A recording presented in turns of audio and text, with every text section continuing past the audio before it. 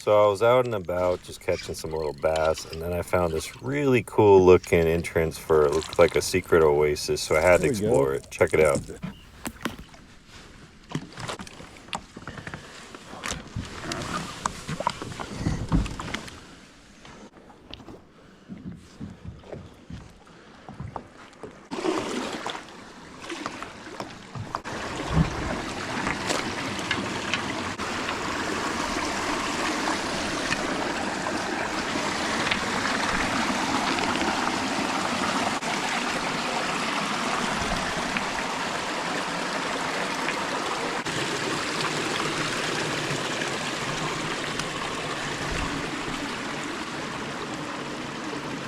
Sometimes you just really gotta stop what you're doing and really enjoy the beauty of nature around you, because I would have never found this if I didn't get out of my kayak.